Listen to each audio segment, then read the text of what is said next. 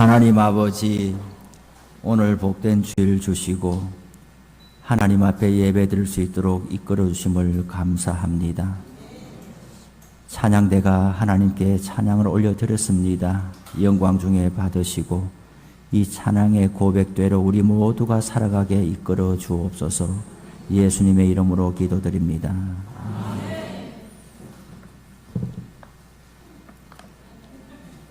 좋습니다. 참 좋습니다.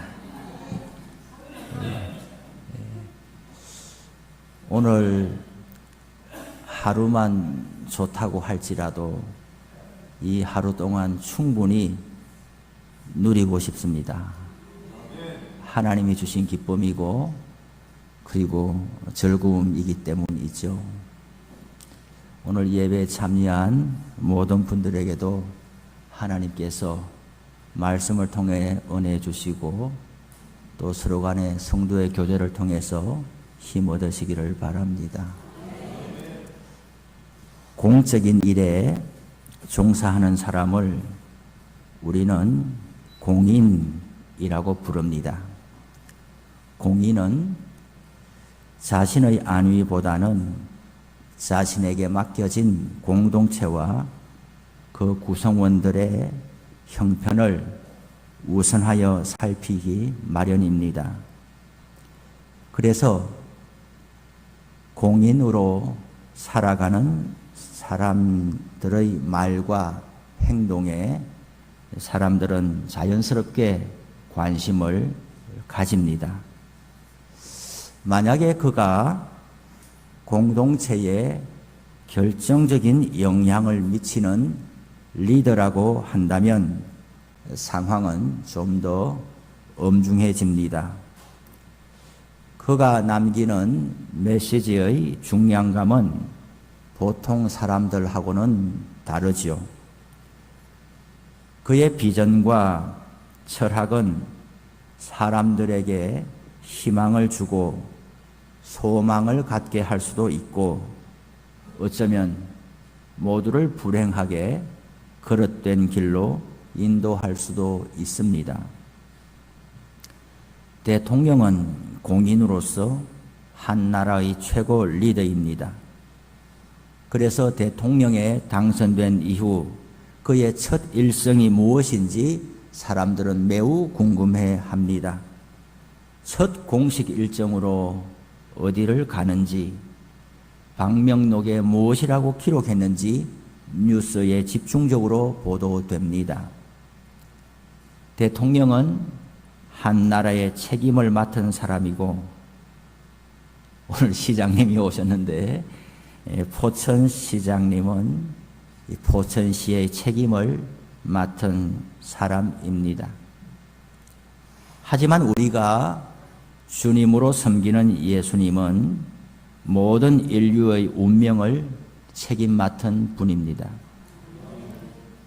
하나님께 불순종하고 죄 가운데 떨어진 사람들을 다시금 하나님의 백성으로 회복시키려고 이 땅에 오신 하나님의 아들입니다.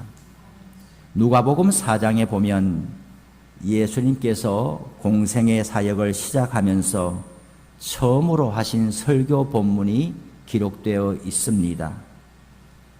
예수님은 이사야 61장 1절 이하의 말씀을 인용하시면서 나는 앞으로 이렇게 살 거다라고 말씀하셨지요. 사명 선언문이죠. 주의 성령이 내게 임하셨으니 이는 가난한 자에게 복음을 전하게 하시려고 내게 기름을 부으시고 나를 보내사 포로된 자에게 자유를 눈먼 자에게 다시 보게 함을 전파하며 눌린 자를 자유롭게 하고 주의 은혜의 해를 전파하게 하려 하십니다. 바로 이것 때문에 내가 왔다라는 말씀이죠. 가난한 자에게 복음은 무엇입니까? 궁핍함을 면하고 풍족하게 되는 것입니다. 포로된 자에게 복음은 무엇입니까? 잃어버린 자유를 되찾는 것입니다. 눈먼 자에게 복음은 무엇입니까? 밝은 눈을 회복하여 다시는 어둠 가운데 다니지 않는 것입니다. 눌린 자에게 복음은 무엇입니까? 타인에 의하여, 어떤 외부적인 위력에 의하여 자신의 고유한 권리를 강탈당하지 아니하고 자유시민으로서 직립보행하며 사는 것입니다. 예수님은 하나님을 떠나 신라곤에 살고 있는 모든 사람의 형편을 가난한 자, 포로된 자, 눈먼 자, 눌린 자라고 보셨습니다. 돈이 없어 가난한 것이 아닙니다. 마땅히 사람에게 있어야 할 하나님의 사랑과 돌보심을 받지 못하고 자신의 힘으로 사느라고 지치고 핍절한 상태에 있는 사람을 가난하다고 예수님 말할 것입니다.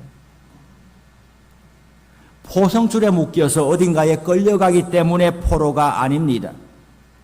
죄와 사망에 사로잡혀 그것이 시키는 대로 끌려다니는 인생을 살다가 결국 영원한 사망으로 들어가기 때문에 포로가 되었다라고 말합니다. 육신의 눈은 멀쩡하지만은 영의 눈이 열리지 않아서 오직 이 땅에 속한 사람으로 인생을 살아가는 사람은 영적으로 눈이 먼다고 말할 수 있습니다. 누구의 말도 듣지 아니하고 자신의 소견에 따라 사는 것 같지만은 실상은 하나님의 자녀가 진리 안에서 누리는 자유를 맛보지 못한 채 불안과 염려, 근심과 괴로움에 짓눌려 살아가는 사람들 있습니다. 예수님께서 공생의 사역을 시작하면서 주신 첫 메시지는 이러한 인간의 실존을 자신의 온 몸으로 떠안으시고 십자가를 지시려는 하나님의 계획을 선포하는 것이었습니다. 하나님을 떠나 죄 가운데 떨어져 괴로움을 당하고 있는 모든 사람에게 진정한 자유와 평화를 주시고자 자신의 생명을 내어드리기 위하여 이 땅에 오신 것입니다. 예수님은 공생의 사역을 시작하면 첫 메시지를 이렇게 선포하신 겁니다.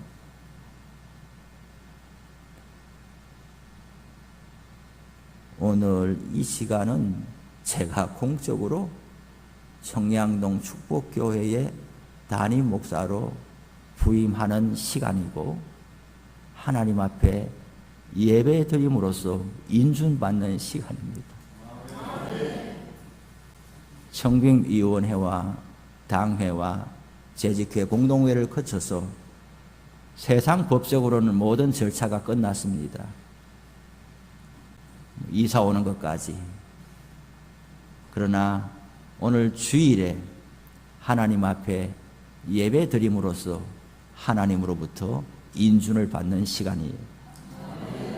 설교 본문과 제목은 저의 앞으로 목회를 마치는 날까지 어떤 심정으로 어떤 목표를 가지고 어떤 지향점을 향해서 달려갈 것인지를 오늘 담고자 했습니다.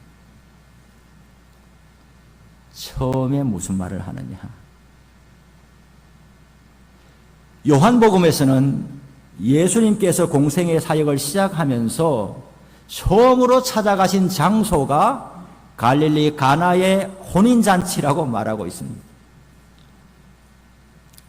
예수님의 어머니 마리아도 거기 계셨고 또 그곳에서 책임 있는 역할을 감당하신 것으로 볼 때에 아마도 이 결혼식은 예수님의 가까운 친척이지 않았나 생각할 수 있습니다. 결혼식은 옛날이나 지금이나 큰 잔치입니다. 마음껏 축하하고 축복받는 자리입니다. 잔치에 초대하는 사람도 초대받아 가는 사람도 이날만큼은 마치 세상을 다 가진 것처럼 행복해합니다. 저도 오늘 이 순간만큼은 세상을 가진 것 같습니다. 세상에 저보다 행복한 사람이 있겠는가 싶어요. 그런데 오늘 성경에 보니 이 복된 날에 아주 난감한 일이 벌어졌습니다. 3절에 보니까 포도주가 떨어진지라. 대개 예수님 당시에 그곳에서는 혼인잔치가 약 일주일 정도 진행됐다고 합니다. 당시에 포도주는 매우 비싼 음료여서 서민들은 1년에 특별한 날이 아니고는 포도주를 구해서 먹을 수 없는 시대였다라고 합니다. 그래서 부모님들은 결혼식이나 기념일을 앞두고 오랫동안 이 포도주를 준비해오고 비축해왔다라고 합니다. 이처럼 정성스럽게 아들의 혹은 딸의 결혼식을 준비하는 이 순간, 이 시간에 포도주가 없다, 떨어졌다.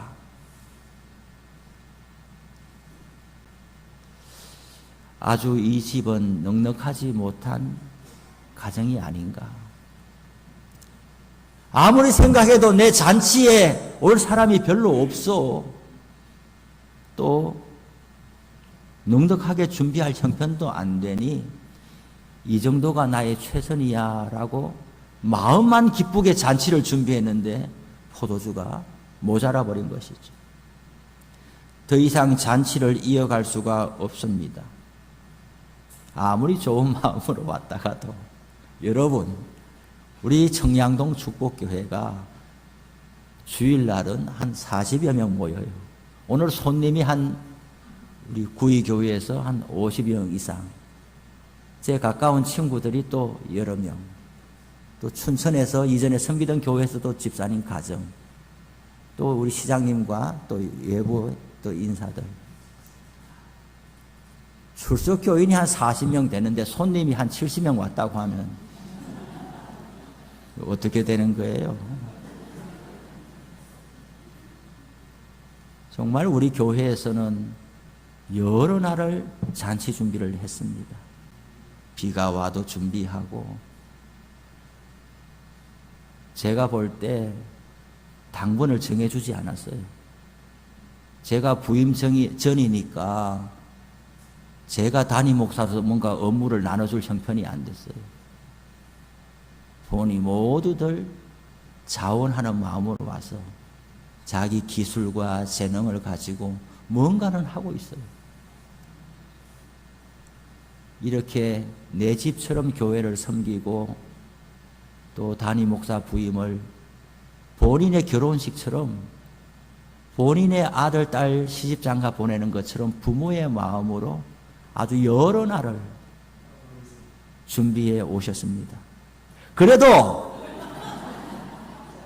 예배 후에 식당에 갔는데 내 밥그릇 받을 차례에 음식이 없다고 하면 여러분은 말씀의 은혜도 받고 예배도 너무 기쁘게 드렸는데 식당에 갔더니 내 앞에서 밥이 모자랍니다. 반찬이요. 그런 마음이 상하겠지요. 오늘은 그렇지 않을 겁니다. 다 넉넉하게 준비해 왔고, 혹시 정말 모자란다면 걱정이 없어요. 우리 구의교회, 제 이전에 섬기던 교회에서 오면서 또 뭔가 가져오셨어요. 아까 얼핏 보니까 뭐 수박도 가져오고 떡도 해오고 막 이렇게 이바지 떡 하는 것처럼 그런 거 다 해와서 혹시 우리 교회에서 준비한 밥이 모자라더라도 마음 상하지 않아도 돼요. 네. 구의교회에서 또 갖고 왔어요. 그거 다 나는 거죠.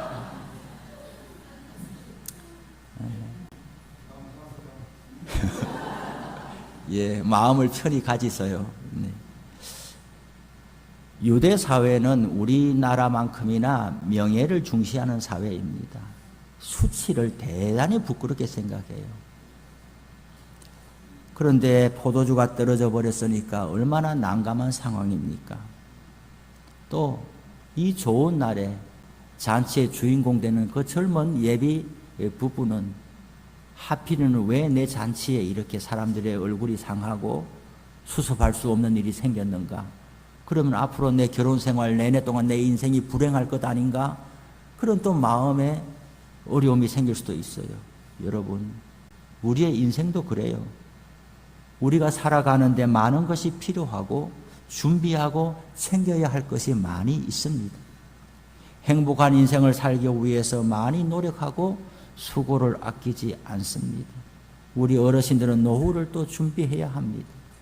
자녀가 어린 가정들은 자녀의 성장 과정에 따른 또 많은 것을 준비해야 합니다. 그런데 어떻습니까? 아등바등 사느라고 세월 가는 줄 모르고 살다가 어느 날 거울 앞에 선 자신을 보니 문득 깨닫는 것이 있습니다. 다 중요하지만 더 중요한 것이 있었습니다. 다 필요하지만 더 필요한 것이 있었던 거예요.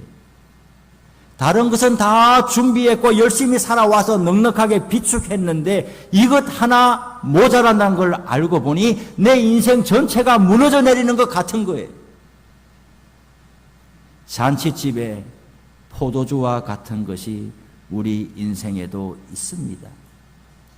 그것이 무엇이겠습니까? 다 있는데 이것 없으면 아무것도 없는 것과 같은 그 한 가지가 뭐냐는 거예요.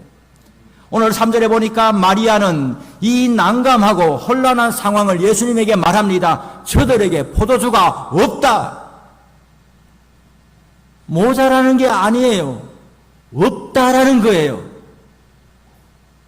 조금 남아서 어쩌지 걱정하는 게 아니에요. 지금은 괜찮은데 앞으로가 문제야. 이게 아니에요. 지금 없다라는 거예요. 저들에게 포도주가 없다. 모든 것이 풍족하고 축복받는 결혼식 잔치집이 와디가 되어버린 것입니다. 와디의 상황에서 저들을 도와주어야 하겠는데 마리아는 어떻게 할 줄을 알지 못합니다. 없는 포도주를 갑자기 구해올 수도 없습니다. 하지만 마리아는 이 상황을 예수님께 가지고 가면 길이 열릴 것이라 믿었습니다. 목적이 분명하면 길이 열리는 거예요. 예비하신 은혜가 있는 거예요. 이슬 같은 은혜가 있는 거예요. 와디의 인생에도 소망이 있는 거예요. 지금 이게 뭐냐고요? 구의교에서 오신 우리 성도님, 지난 3번 설교한 설교 제목 읽고 있는 거예요. 오늘 4번째 설교. 첫 번째는 목적이 분명하면 길이 열린다. 하나님께서 예배하신 은혜가 우리 모두에게 있다. 광야 인생에도 이슬 같은 은혜는 항상 예배해 주신다. 오늘은 와디에도 소망이 있습니다. 마리아는 믿었던 거예요. 자신은 포도주를 만들어낼 수 없지만 예수님께 이야기하면 뭔가 예수님께서 하시리라는 것을 기대했던 거예요. 예수님께서 이 상황에 적극 개입하실 것이라는 기대감이 있었던 거예요. 여러분, 문제를 해결할 능력이 없는 사람에게 그 문제를 상의하면 큰일입니다. 자기도 괴롭고 그 사람도 괴로운 거예요. 말을 가려가면서 해야 되는 거예요. 사람을 더 괴롭게 할 뿐이에요. 그런데 또한 능력은 충분히 있어서 말을 하고 상의를 했는데 그 사람은 마음이 없는 거예요. 무슨 마음이 없느냐? 나를 도와줄 마음이 없는 거예요.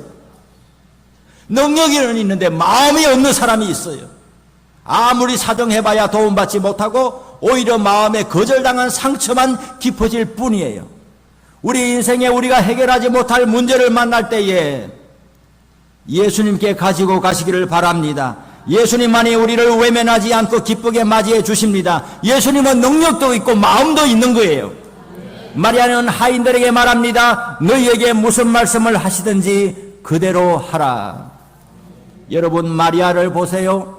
예수님께 문제를 가지고 가서 아뢰고 나면 예수님께서 그 문제를 맡으시고 어떤 처방을 내리실지 우리의 온 신경을 곤두세우고 경청을 해야 합니다.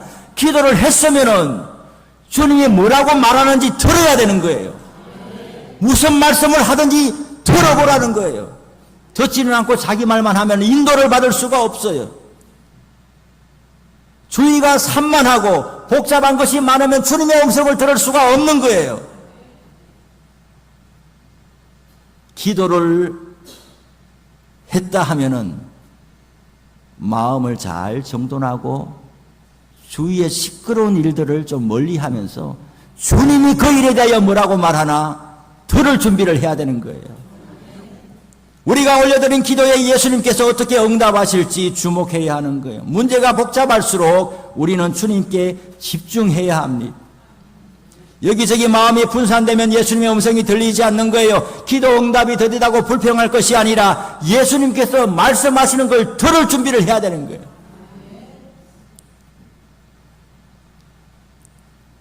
저도 이런 설교를 하면서 저에게도 하는 거예요. 저도 기도를 하면서도 잘 들을 준비를 하지 못했어요. 이곳에 오라는 장로님의 전화를 받고도 잘 들을 준비를 하지 않았어요. 그러나 대답해야 되는 거예요. 주님이 포천으로 부르신다는 것을 붙잡았던 거예요. 내가 갈 곳이 어디냐? 전국 어디냐? 포천으로 지목하여 부르신다는 것을 믿었어요. 그래서 그 다음부터 계산하지 않았어요. 그 다음부터 상의하지 않았어요. 그 다음부터는 달리는 거예요. 너희에게 무슨 말씀을 하시든지 그대로 하라. 6절에서 9절을 보세요. 거기에 유대인의 정결 예식을 따라 두세 통 드는 돌 항아리 6이 놓여 있는지라. 예수께서 그들에게 이르시되 항아리에 물을 채우라 하신즉 아귀까지 채우니 이제는 떠서 연회장에게 갖다 주라 하시매 갖다 주었더니 연회장은 물로 된 포도주를 맛보고도 어디서 났는지 알지 못하되 물 떠온 하인들은 알더라. 물이 변하여 포도주가 되었습니다. 결혼잔치에는 포도주가 꼭 있어야 하는데 다른 모든 것보다 이것이 더 있어야 하는데 하지만 사람들의 준비는 불완전한 거예요. 사람은 늘 실수가 있는 거예요. 물질이 부족해서 충분히 준비하지 못할 수도 있는 거예요. 이만하면 충분하겠지 하는데 갑자기 손님이 더 많이 올 수도 있는 거예요. 저를 교회가 청빙해 주었는데 좋은 사람인 줄 알고 청빙했는데 한두 달 지나고 보니까 이렇게 그냥 너무나 준비가 부실하네 그럴 수 있는 거예요. 그러나 오늘 말씀을 우리는 믿어야 되는 거예요. 물이 변하여 포도주가 된다. 기대감을 가지고 봤는데 별것 없네. 별것 없는 것이 별것 있게 되는 것이 하나님의 은혜인 거예요. 그래요. 처음에 잔뜩 기대했다가 계속 실망하는 것보다 이랬다가 갈수록 더 좋아지는 것이 하나님의 축복인 줄로 압니다. 우리가 결핍과 상실로 내몰릴 때에 자유와 기쁨과 평화와 감사가 바닥이 드러나게 될 때에 그래서 내 인생도 내가 살기 싫어질 때에 포도주가 다 떨어져 버릴 때에 우리는 생각해야 됩니다. 하나님이 부으신다. 출애굽 40년 광야 생활을 지날 때에 아침마다 만나가 내리는데 길에 나가보니까 만나가 있는데 만나가 어떻게 생겼습니까? 밤사이에 이슬이 내리고 이슬이 말라서 만나가 됐습니다. 이슬이 어떻게 만나가 되는지는 알지는 못합니다. 그것은 신비한 역사입니다. 그러나 이슬이 변하여 만나가 되었다고 출애굽기에 나오는 거예요. 오병이의 사건을 통해서 5,000명을 먹일 때에 아이의 도시락이 있었어요. 그 축사하신 후에 예수님이 나눠주실 때에 제자들이 그것을 들고 배달한 제자들이 있었어요. 하나님은 예수님은 전능하시기 때문에 아무것도 없는 가운데 말씀으로 모든 것을 있게 하실 수 있지만은 그러나 성경을 보면 그렇게 하나님의 전능을 사용하지 않는 거예요. 그러면 하나님의 사람들을 심부름꾼을 받아들이고 그 영광의 자리에 동역하도록 초청하는 것을 하나님은 기뻐하시는 거예요. 이슬이 있던 것처럼 아예 도시락이 있던 것처럼 오늘 성경에서 하인들이 물을 채우고 물을 떠다주는 그 역할을 했던 것처럼 저는 오늘 우리 교회가 이 지역에서 하인 역할을 하기를 바랍니다. 심부름을 잘하세요. 없는 것을 예수님 우리에게 말하지 않아요. 마리아 보고 네가 포도주 만들어서 갖다 주라고 말하지 않아요. 제자들 보고 포도주 사오라고 말하지 않아요. 시키는 대로 하면 되는 거예요. 물을 떠다 주는데 누구 놀립니까? 안 그래도 망신스러운데 이 마음만 안 가지면 되는 거예요. 물이 변하여 포도주가 되게 하시는 것은 하나님의 역사예요. 주님의 일이에요. 우리는 번지수를 헷갈리면 안 되는 거예요. 내가 할 일을 내가 하고 교회가 할 일을 교회가 하고 주님이 할 일은 주님이 하면 되는 거예요. 주님의 일을 자기가 떠안는 것이 믿음이 아니에요. 우리가 많은 경우 스스로 괴로움을 당하는 것이 주님의 일을 자기가 하려고 하면서 할 능력도 없으면서 괴로움만 당하는 인생으로 세월 보내는 거예요. 와디의 인생이에요. 와디가 뭡니까? 우리 말로 하면 건천, 메마른 시내가 와디예요. 성지순례를 가보시면은 그 물이 귀하잖아요. 물이 흘렀던 흔적은 있어요. 물은 한 방울도 없어요. 모래만 날려요. 먼지만 날려요. 그러나 거기에도 비가 올 때에는 그 와디가 물이 흐르면서 거기에 풀이 나요. 성지순례를 한번 가봐요. 가이드가 말해요. 저게 와디라고 이야기하는 거예요. 우리 인생에도 열심히 살아왔습니다. 다 준비했습니다. 넉넉합니다. 그런데 어딘가에 큰 것이 빠져버림으로 말미암아 와디의 인생으로 바뀌어져 버려서 괴로움 당하는 거예요. 와디와 같은 우리 인생에 정말 있어야 할 것이 뭐냐? 예수님이에요. 예수님과 동행하는 거예요. 예수님의 인도하심을 받는 거예요. 잔칫날의 포도주가 뭐냐? 우리 인생의 포도주는 예수님인 거예요. 저는 우리 청량동 축복교회 이 주변에, 유교리 주변에, 이 포천 시내 인근의 지역사회에 와디와 같은 인생을 사는 사람이 많다라고 믿는 거예요. 보기에는 멀쩡한데 속이 괴로운 사람들이 많은 거예요. 다른 거는 열심히 살아서 많이 갖추었는데 예수님을 모르기 때문에 괴로운 인생 사는 사람이 많은 거예요. 와디와 같은 인생에게 우리가 배달을 잘해야 되는 거예요. 예수님을 증거를 잘해야 되는 거예요. 우리가 전도하고 우리가 교회의 교회됨을 보여주고 와보라고 예수 믿는 사람이 살아가는 방식을 보여주고 하면서 저들의 눈을 뜨게 해줘야 되는 거예요. 포로된 저들을 자유롭게 해줘야 되는 거예요. 저들에게 기쁨을 회복시켜줘야 되는 거예요. 우리가 예수 믿고 좋다면은 저들에게도 그것을 가르쳐주고 알려줄 책임이 있는 거예요. 우리만 좋으면 얌체예요. 자기끼리만 끼리끼리 좋으면 얌체란 말이에요. 하나님이 공급하시는 은혜는 모자람이 없어요. 줄수록 계속 주시는 거예요. 제가 여기 와서 깜짝 놀랐던 게 제가 지난 20여 년 동안 목회 수련을 받으면서 제 입에 붙은 말이 뭐예요? 흘려보낸다는 말이잖아요. 흘려보내야 된다. 흘려보내야 된다. 구의교에서도 그 말을 정말 많이 했는데 여기 와서 첫날 예배드리는데 장로님의 기도가 흘려보낸다는 기도를 하고 계셔요. 깜짝 놀랐어요. 깜짝 놀랐어요.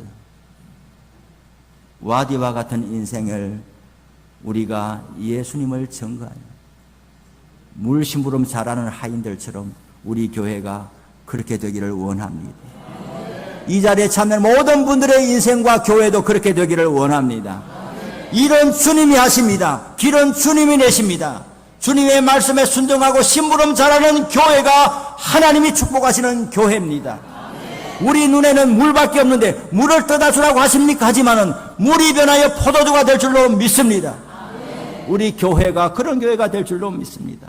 와디와 같은 인생을 사는 수많은 사람들에게 생명의 포도주가 되시는 예수님을 전하면서 우리는 말합시다. 앞으로 우리 자신에게도 말하고 이 지역사회도 말하고 여기 슈퍼 사장님에게도 말하고 와디에 소망이 있습니다. 와디와 같은 인생에 주님께서 소망을 주십니다. 기도하겠습니다. 하나님 감사합니다.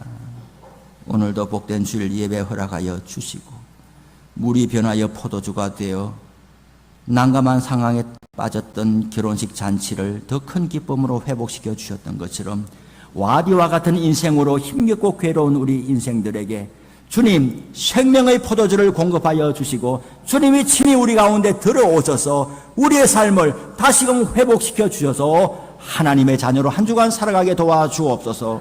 예수님의 이름으로 기도합니다. 아멘.